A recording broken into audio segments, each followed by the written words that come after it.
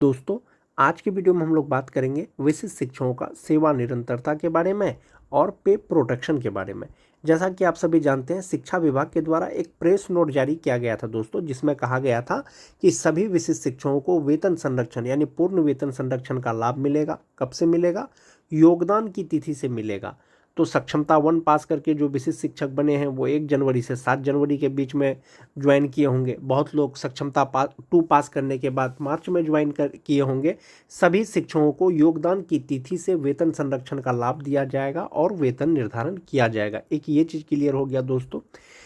विभाग ने आपको पे प्रोटेक्शन आपके नियमावली में जो दिया हुआ था उसको जो है क्लियर कर दिया है कि पे प्रोटेक्शन का लाभ दिया जाएगा, इसके आधार पर उसको वेतन मिलेगा। अब तक जो है आपको कम वेतन मिल रहा था। 1 to 5 का 25,000 बेसिक पे के आधार पर, 6 to 8 का 28,000 के आधार पर, 9-10 का 31 के आधार पर और 11-12 का 32 के आधार पर 2003 से लेकर के 2022 तक बहाल जो भी स्थानीय निकाय के शिक्षक परीक्षा पास करने के बाद विशिष्ट शिक्षक बने थे, सबको एक ही जैसा वेतन मिल रहा था। लेकिन विभाग ने अब क्लियर कर दिया है कि नियमावली में जो चीज़ है आपको उसका लाभ दिया जाएगा, तो पे प्रोटेक्शन का लाभ दिया जाएगा। तो एक चीज़ आता है दोस्तों, सेवा निरंतरता। चूँकि नियमावली में सेवा निरंतरता का जिक्र नहीं है, सिर्फ और सिर्फ पे प्रोटेक्शन का जिक्र है। लेकिन पे प्रोटेक्शन का जिक्र है तो हाफ वे में विभाग ये मान रहा है कि आपने पहले सेवा किया है लेकिन उसका गणना नहीं कर रहा है। विभाग ये मान रहा है कि आप जो पहले सेवा किए थे उस समय जो आपका बेसिक पे था, मूल वेतन था, आप राज्यकर्मी बने हैं तो आपका मूल वेतन जो है उससे कम नहीं होगा। लेकिन वो जो पहले का सेवा है सिर्फ उसको नहीं गिन रहे हैं। तो आप इसको ऐसे समझ सकते हैं दोस्तों, जो विशिष्ट शिक्षकों का पे प्रोटेक्शन है, वेतन संरक्षण है, ये सेवा निरंतरता का ही एक पार्ट हो सकता है या फर्स्ट स्टेप हो सकता है। क्योंकि आपने जो सेवा किया है उसको नहीं गिन रहा है, लेकिन उस समय जो आप सेवा कर रहे थे, जो आपको वेतन दे रहा था, उसको गिना जा रहा है। तो इसीलिए दोस्तों, वेतन संरक्षण पे प्रोटेक्शन जो है सेवा निरंतरता का ही भाग हो सकता है। जैसा कि आप सभी जानते हैं कि कमेटी का गठन किया गया था 9 सितंबर को, 9 सदस्य समिति, जिसमें बहुत सारे ये थे दोस्तों कि एक था सेवा, जो पहला चीज़ था वो था सेवा निरंतरता। वेतन संरक्षण तो आपका नियमावली में है, प्रोन्नति भी आपके नियमावली में है, वेतन विसंगति एवं उसका आपसी वरीयता, विशिष्ट शिक्षक का जो वरीयता निर्धारण है ये भी नियमावली में दिया हुआ है।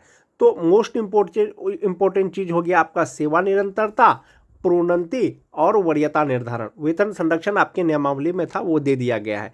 तो ये 9 सदस्य टीम जो है, अब तक दोस्तों ये रिपोर्ट अभी विभाग को नहीं सौंपा है। जब ये 9 सदस्य टीम अपना रिपोर्ट सौंपेगा तो उसके आधार पर यह तय होगा कि विशिष्ट शिक्षकों को सेवा निरंतरता कब तक मिलेगा। लेकिन आप ये मान के चलें कि ये जो वेतन संरक्षण है ये सेवा निरंतरता का ही एक पार्ट हो सकता है, क्योंकि आपने जो पहले का सेवा किया है उस समय जो आपको वेतन दे रहा था वो वेतन को गिन रहा है कि आपका उस समय बेसिक पे कितना था, लेकिन आप जो सेवा किए हैं उसको नहीं गिन रहा है।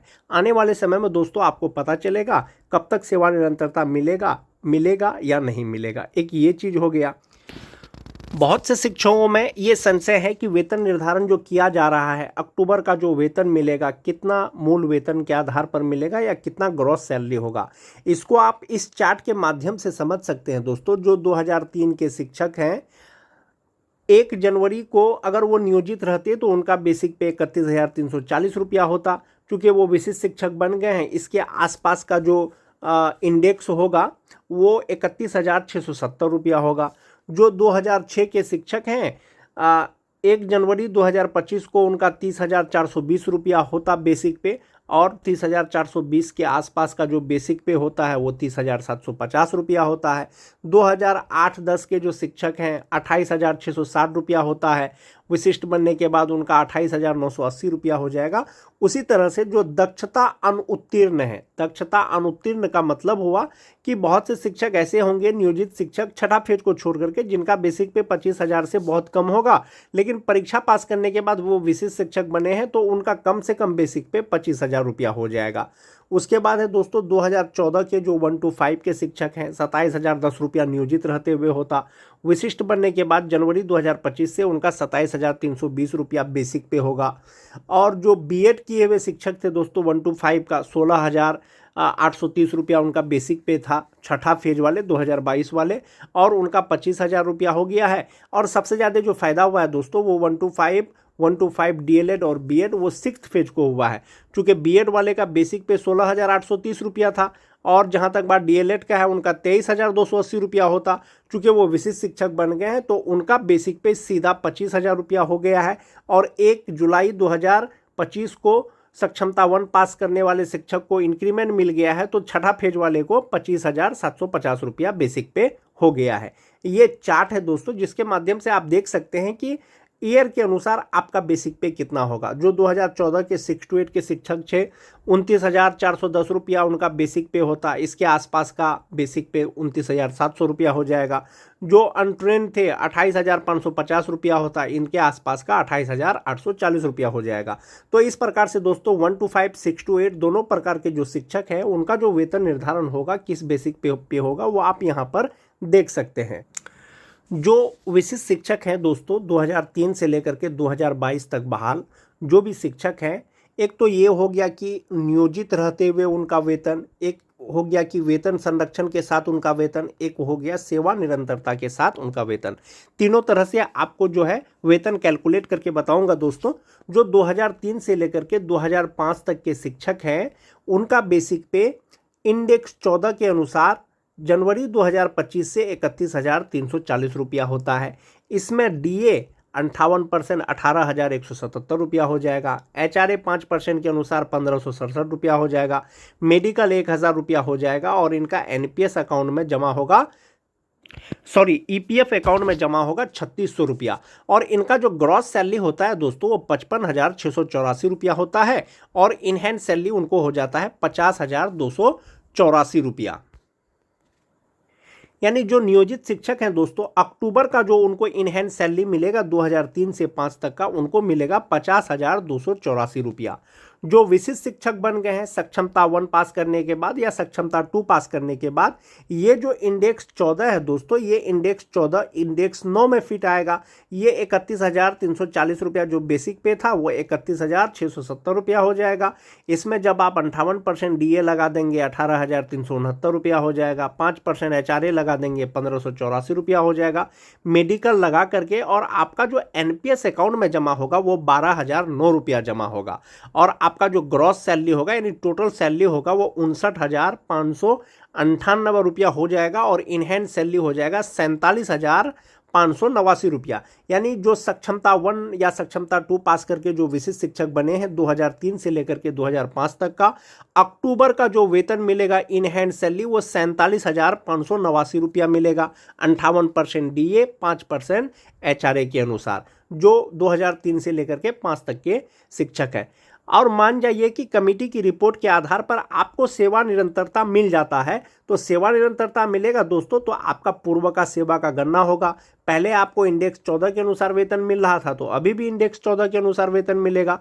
तो ये जो बेसिक पे है 31,340 से पहले 31,670 रुपया हुआ था, अब बढ़ करके वो 36,710 रुपया हो जाएगा। जब आप उसमें डीए लगाएंगे, एचआरए लगाएंगे, मेडिकल लगाएंगे 13,920 रुपया आपका एनपीएस अकाउंट में जमा होगा और ग्रॉस सैलरी हो जाएगा आपका 68,928 रुपया और इन हैंड सैलरी होगा आपका 55,008 रुपया। यानी कि सेवा निरंतरता मिलने के बाद जो आपका इन हैंड सैलरी होगा वो 55,008 रुपया होगा। आप ग्रॉस सैलरी के हिसाब से आप ऐसे देख सकते हैं दोस्तों, जो 2003 से लेकर के 2005 तक के शिक्षक हैं, एक तो वो राज्यकर्मी नहीं है, उनका ग्रॉस सैलरी होता है 55,684 रुपया और वेतन संरक्षण के साथ में उनका ग्रॉस सैलरी होता है 59,598 रुपया। यहाँ पर आपको 4,000 का डिफरेंस है। इसका मतलब है कि वेतन संरक्षण मिलने के बाद भी जो विशिष्ट शिक्षक है नियोजित से उनको 4,000 4,500 रुपया वेतन ज़्यादा मिलेगा। और अगर आने वाले समय में सेवा निरंतरता मिल जाएगा तो ये 9,000 और बढ़ जाएगा। यानी कि सेवा निरंतरता मिलने के बाद 13,000 का कम से कम जो है वेतन में वृद्धि हो जाएगा 2003 से लेकर के 2005 तक के शिक्षकों का। अभी आप फिलहाल ये मान के चलें कि नियोजित को जो इनहेंस सैलरी मिलेगा 50,284 रुपया मिलेगा। विशिष्ट शिक्षक को वेतन संरक्षण के अनुसार फिलहाल 47,589 रुपया मिलेगा। यदि 2025 में ही अगर सेवा निरंतरता मिल जाता है तो इनहेंस सैलरी 55,008 रुपया हो जाएगा। ये 2003 से लेकर के 2005 तक के शिक्षक का वेतन हुआ। अब बात करेंगे दोस्तों 2006-07 के शिक्षक का। इंडेक्स 13 के अनुसार जनवरी 2025 से उनका बेसिक पे 30,420 रुपया होता है। दिसंबर 2024 तक 29,530 रुपया था। इसमें आप जब DA 58% जोड़ेंगे, 5% HRA जोड़ेंगे, मेडिकल लगा करके उनका EPF अकाउंट में 36 रुपया जमा होगा और ग्रॉस सैलरी होगा 52,385 रुपया, जो 2006-07 के नियोजित शिक्षक हैं, विशिष्ट शिक्षक नहीं बने हैं। और इनहेंस सैलरी उनका हो जाएगा 48,785 रुपया। इसका मतलब है दोस्तों जो नियोजित शिक्षक अभी भी हैं 2006-07 के, अक्टूबर का जो उनको वेतन मिलेगा वो 48,785 रुपया मिलेगा। वहीं पर ये जो शिक्षक अगर विशिष्ट शिक्षक बन गए हैं तो ये इंडेक्स 13 इंडेक्स 8 में आकर के फिट बैठेगा और 30,420 रुपया उनका हो जाएगा 30,750 रुपया, यानी फिटमैन मैट्रिक्स टेबल के अनुसार। जब आप इसमें 58% DA जोड़ेंगे तो 17,835 रुपया हो जाएगा। इसमें HRA जोड़ेंगे, मेडिकल जोड़ेंगे तो और इनका NPS अकाउंट में जमा होगा दोस्तों 11,660 रुपया और जो ग्रॉस सैलरी होगा वो 57,894 रुपया हो जाएगा 2006-07 के शिक्षकों का। और इनहेंस सैलरी इनका हो जाएगा 46,234 रुपया। तो इस प्रकार से दोस्तों अक्टूबर का जो वेतन मिलेगा विशिष्ट शिक्षकों को जो 2006-07 के शिक्षक हैं वो 46,234 रुपया मिलेगा और जो नियोजित टीचर है वो 48,785 रुपया मिलेगा। आपको यहाँ पर सैलरी में 2,000 का डिफरेंस दिख रहा होगा दोस्तों, आप उसको यहाँ पर देख सकते हैं ऐसे कि नियोजित का सिर्फ 3600 रुपया जमा हो रहा है, लेकिन विशिष्ट बनने के बाद आपका कितना 11,660 रुपया जमा हो रहा है। तो कहीं ना कहीं आपको 8,000 का दोस्तों प्रॉफिट है इन सैलरी। इनहेंस सैलरी भले ही आपका कम हो, अगर इनको सेवा निरंतरता मिलेगा तो पहले इंडेक्स 13 के अनुसार मिल रहा था तो अभी भी इंडेक्स 13 के अनुसार मिलेगा। ये जो 30,420 रुपया है ये बढ़ करके 35,640 रुपया हो जाएगा और इसमें DA HRA मेडिकल लगा करके ग्रॉस सैलरी इनका होगा 66,947 रुपया। 13,515 रुपया इनका NPS अकाउंट में जमा होने के बाद इनहेंस सैलरी होगा वो 53,432 रुपया होगा, जो 2006-07 के शिक्षक हैं। जो 9-10 के शिक्षक हैं दोस्तों, दिसंबर 2024 तक 28,660 रुपया था। जनवरी 2025 में 29,530 रुपया हो जाएगा जो नियोजित हैं। इसमें DA HRA मेडिकल लगा करके जो ग्रॉस सैलरी होगा वो 50,934 रुपया हो जाएगा। 3600 रुपया इनका EPF अकाउंट में जमा होने के बाद इनहेंस सैलरी इनका होगा 47,334 रुपया। इसका मतलब है जो 2009-10 के शिक्षक हैं अक्टूबर का जो उनको वेतन मिलेगा वो 47,334 रुपया मिलेगा। जो विशिष्ट शिक्षक बने हैं 9-10 के, ये इंडेक्स 12 इंडेक्स 7 में आकर के फिट बैठेगा और ये 29,530 रुपया 29,850 में आ जाएगा। इसमें DA HRA मेडिकल लगा करके जो ग्रॉस सैलरी होगा उनका 56,229 रुपया होगा। 11,319 रुपया NPS अकाउंट में जमा होने के बाद इनहेंस सैलरी 44,910 रुपया हो जाएगा, जो उनको अक्टूबर में मिलेगा। यदि 9-10 के ही शिक्षक को सेवा निरंतरता मिलेगा तो ये 29,530 बेसिक पे 34,610 रुपया हो जाएगा। इसमें DA HRA मेडिकल लगा करके ग्रॉस सैलरी 65,041 रुपया हो जाएगा। 13,124 रुपया इनका NPS अकाउंट में जमा होने के बाद 51,917 रुपया इनहेंस सैलरी हो जाएगा। लेकिन फिलहाल आप ये मान के चलें जो नियोजित शिक्षक हैं इनहेंस सैलरी 47,334 रुपया और जो विशिष्ट शिक्षक है 44,910 रुपया होगा। सेवा निरंतरता मिलने के बाद उसका इनहेंस सैलरी ये हो जाएगा यदि 2025 में ही सेवा निरंतरता मिलता है। मोस्ट इंपोर्टेंट चीज, जो TT पास शिक्षक है दोस्तों, इंडेक्स 11 के अनुसार जनवरी 2025 में उनका बेसिक पे 27,010 रुपया होता है जो विशिष्ट शिक्षक नहीं बने हैं। इसमें DA 58%, 5% HRA मेडिकल लगा करके इनका जो ग्रॉस सैलरी होता है वो 46,827 रुपया होता है। 3600 रुपया उसका NPS अकाउंट में जमा होने के बाद जो इनहेंस सैलरी है वो 43,227 रुपया होता है। यानी TT पास वैसे शिक्षक जिनकी बहाली 13 से 16 के बीच में हुई थी, अक्टूबर का जो उनका इनहेंस सैलरी होगा या मिलेगा वो 43,227 रुपया होगा। जो विशिष्ट शिक्षक बन गए हैं तो ये इंडेक्स 14 इंडेक्स 4 में आकर के फिट बैठेगा और ये 27,010 रुपया जो बेसिक पे है वो 27,320 रुपया हो जाएगा। इसमें DA HRA मेडिकल जब आप लगाएंगे तो ग्रॉस सैलरी 51,545 रुपया हो जाएगा। 10,360 रुपया NPS अकाउंट में जमा होने के बाद जो इनहैंस सैलरी होगा वो 41,185 रुपया होगा। यानी TT पास शिक्षक जो विशिष्ट शिक्षक बने हैं उनका इनहैंस सैलरी होगा अक्टूबर से 41,185 रुपया। यदि आने वाले समय में सेवा निरंतरता मिल जाता है तो ये 27,320 रुपया जो बेसिक पे है वो 33,600 रुपया हो जाएगा। इसमें DA HRA मेडिकल लगा करके जो ग्रॉस सैलरी होगा वो 63 रुपया होगा, 63,170 रुपया होगा। 12,741 रुपया इनका NPS अकाउंट में जमा होने के बाद जो इनहैंस सैलरी होगा वो 50,429 रुपया हो जाएगा सेवा निरंतरता मिलने के बाद। लेकिन जो नियोजित हैं TT पास उनको इनहैंस सैलरी अक्टूबर का 43,287 रुपया मिलेगा। जो विशिष्ट शिक्षक बने हैं 41,185 रुपया मिलेगा।